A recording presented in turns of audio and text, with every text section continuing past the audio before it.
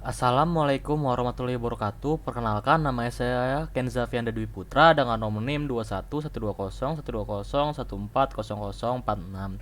Pada kesempatan kali ini saya akan membuat sebuah video mengenai dua aplikasi yang saya rekomendasikan untuk membuat sebuah wireframe untuk memenuhi penugasan mata kuliah interaksi manusia dan komputer. Untuk referensinya sendiri, saya mengambil dari website yang namanya DoUXblog, di mana ia membahas mengenai 10 aplikasi terbaik untuk melakukan prototyping bagi seorang UI ataupun UX designer. Namun sebelum itu kita harus mengetahui apa itu prototyping. Prototyping merupakan tahapan awal yang biasanya dilakukan oleh seorang UI ataupun UX untuk membuat atau mengembangkan ide yang ada di pikirannya. Kemudian di dalam website ini juga ia memberikan kita rekomendasi bagaimana cara terbaik untuk menentukan prototyping yang terbaik untuk kita sendiri. Yang pertama ada learning curve, kemudian ada sharing, ada usage, ada ease of use and comfort, ada cost, ada fidelity. Kemudian untuk aplikasi yang direkomendasikan itu ada 10. Yang pertama ada InVision. Kemudian ada juga yang namanya Adobe Experience Design, ada Origami Studio, Sketch, kemudian ada juga Axure, ada Webflow, ada Framer, kemudian ada Principle, selanjutnya ada Just in Mind, dan yang terakhir ada yang namanya Balsamic Mockup. Untuk yang pertama kali ini, aplikasi yang akan saya rekomendasikan itu adalah InVision. Nah, InVision ini merupakan sebuah aplikasi wireframe di mana selain membuat wireframe, dia juga dapat membuat tugas lainnya. Nah, untuk aksesnya sendiri, InVision ini terbagi menjadi dua. Yang pertama itu online melalui web, dan juga bisa dilakukan secara offline melalui sebuah aplikasi bernama InVision Studio. Masuk ke fitur-fiturnya. Untuk fitur yang pertama ini ada home untuk menampilkan tampilan awal, kemudian ada dokumen untuk melihat dokumen-dokumen kita yang telah kita buat sebelumnya, kemudian ada space untuk membuat sebuah kolaborasi, kemudian ada people untuk menambah teman dan yang lain-lain. Nah, kelebihan di dalam web InVision ini, selain bisa membuat wireframe, dia juga bisa membuat template-template lainnya seperti meeting agenda, brainstorming, mind map, dan juga work priority. Masuk ke dalam fitur di wireframe. Untuk fitur-fiturnya juga bisa dibilang cukup lengkap. Yang pertama itu kita bisa melakukan present atau bisa dilakukan untuk menjalankan wireframe yang telah kita buat. Kemudian kita bisa melakukan share untuk melakukan kolaborasi dengan teman kita yang lainnya. Untuk fitur basicnya seperti biasa dia ada komponen, ada pointer di sini untuk melakukan blocking atau memindahkan komponen, kemudian ada pensil untuk melakukan coret-coret, ada teks untuk memasukkan nilai ataupun huruf, kemudian ada shape. Di sini shape ini bisa digunakan untuk membuat sebuah komponen. Misalkan kita ingin membuat komponen login, kita bisa lakukan shapes dengan teks login. Kemudian kita masukkan ke dalam shapes. Kemudian di sini juga ada fitur yang namanya grouping sehingga dia menjadi satu kesatuan seperti ini. Selanjutnya ada sticky note. Sticky note di sini bisa digunakan sebagai alat komunikasi ataupun sebagai reminder apa yang harus kita kerjakan. Misalkan yang pertama kita ingin membuat navbar.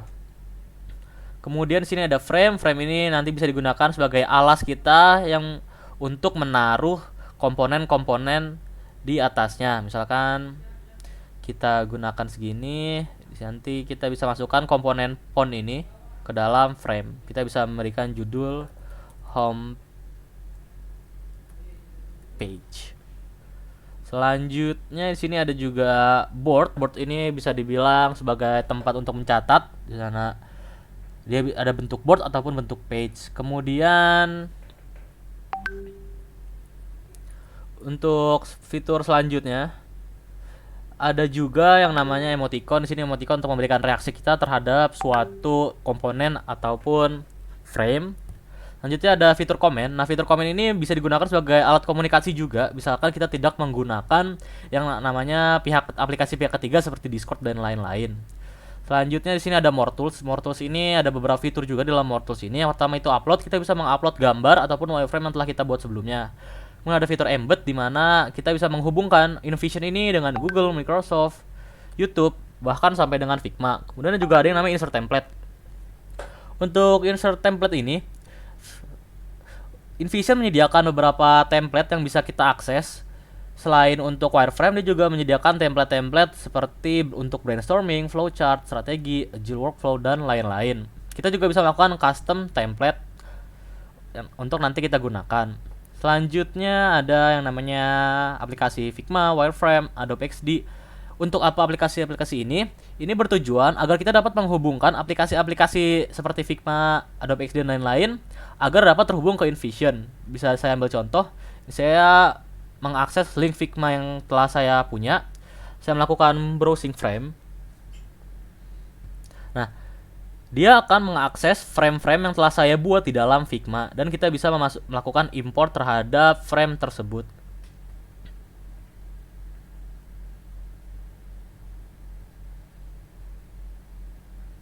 Akan tampil seperti ini. Kemudian ada yang namanya wireframe. Wireframe ini berisikan komponen-komponen yang nantinya bisa kita gunakan dalam membuat sebuah wireframe. Misalkan kita untuk HP, di sini juga komponennya cukup lengkap. Ada untuk navigation, ada form, kemudian ada juga button, tipografi juga ada. Kita hanya perlu melakukan drag and drop saja terhadap komponen-komponen yang telah disediakan.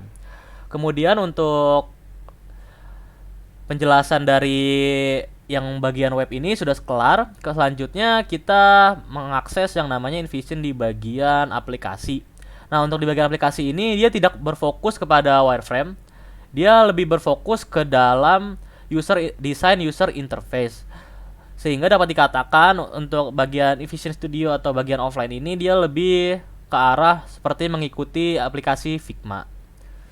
Nah, segitu saja penjelasan untuk InVision ini, sehingga saya dapat menarik kesimpulan untuk InVision ini ialah ia memiliki beberapa kelebihan seperti memiliki banyak fitur selain membuat wireframe. Seperti tadi itu untuk membuat yang namanya meeting agenda. Kemudian ia dapat diakses secara online dan juga offline, di mana bagian offline ini ia lebih mengarah ke dalam user interface. Kemudian adanya free template dan juga fitur collab sehingga kita sebagai pengguna bisa lebih mengembangkan ide kita bersama teman-teman yang lainnya. Namun di balik kelebihan itu ada juga yang namanya kekurangan, di mana ia memiliki adanya batasan dalam pembuatan jumlah file. Jika tidak melakukan premium, di mana kita bisa membuat satu buah frame atau satu buah file ketika kita tidak mengakses yang namanya premium. Kemudian banyaknya komponen sehingga tidak ramah bagi pengguna awam, khususnya pada bagian yang aplikasi offline ini. Selanjutnya untuk aplikasi prototyping kedua yang saya rekomendasikan ialah Balsamiq Mockup. Nah, Balsamiq Mockup ini dapat diakses melalui dua cara juga. Yang pertama online dan juga offline. Untuk kelebihan dan kekurangannya juga hampir sama. Namun sebelum itu saya akan coba menjelaskan fitur-fitur terlebih dahulu. Di sini ada untuk mengatur tampilan, di mana di sini untuk bentuk navigator yang bisa disembunyikan. Kemudian kita bisa merubah bentuk tampilan seperti ini. Kita juga bisa melakukan tambahan frame. Kemudian untuk komponen-komponennya juga terbilang cukup lengkap dari bagian AL ini. Di sini komponen-komponen ini juga telah difilter melalui beberapa label yang telah ada di atasnya seperti forms, container, common, buttons, dan lain-lain. Untuk fiturnya juga cukup lengkap, di mana kita ini diberikan akses untuk memberikan komen, untuk melakukan komunikasi dengan teman kita yang lain. Kemudian ada fitur share sehingga kita dapat melakukan kolaborasi dengan orang lain. Kemudian kita bisa melakukan hide project. Kemudian kita bisa present untuk melakukan presentasi terhadap wireframe yang telah kita buat. Sebelum itu ada juga yang namanya fitur di sini more control, di mana di more control ini kita bisa mengakses template-template dari Balsamiq Mockup itu sendiri. Bahkan kita juga bisa mengakses template yang telah disediakan oleh community di Balsamiq Mockup ini. Kita juga bisa melakukan submit your project, sehingga project yang telah kita buat itu dapat diakses atau dilihat oleh orang lain. Sehingga komunitas di Balsamiq Mockup ini jauh lebih berjalan dibanding dengan InVision. Di mana di InVision itu ia lebih memberikan template yang telah disediakan oleh InVision itu sendiri. Nah, mungkin itu saja penjelasan dari aplikasi Balsamiq Mockup ini, sehingga saya dapat menarik beberapa kesimpulan. Yang pertama, kelebihan. Tampilan ini jauh lebih sederhana sehingga sangat ramah bagi pengguna baru. Kemudian, community-nya juga terbilang cukup luas karena kita dapat memasukkan project kita ke dalam halaman community sehingga template yang kita buat bisa diakses oleh orang lain. Kemudian untuk kekurangan, itu sedikitnya fitur yang dapat diakses karena Balsamiq Mockup ini lebih mengedepankan yang namanya low fidelity. Apa itu low fidelity? Itu berarti aplikasi ini lebih digunakan untuk mengembangkan ide saja, sehingga tidak ada fitur-fitur seperti tipografi dan lain-lain.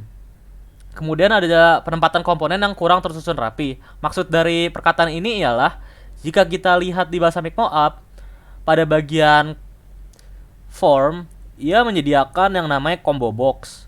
Namun pada bagian teks dia juga menyediakan combo box, sehingga pada setiap label ini terdapat komponen yang telah disebutkan sebelumnya pada label lainnya, sehingga itu dapat membuat tampilan menjadi tidak rapih dan agak berantakan, sehingga dapat memusingkan pengguna baru. Mungkin itu saja review dari aplikasi yang saya rekomendasikan. Kurang lebihnya mohon maaf. Wassalamualaikum warahmatullahi wabarakatuh.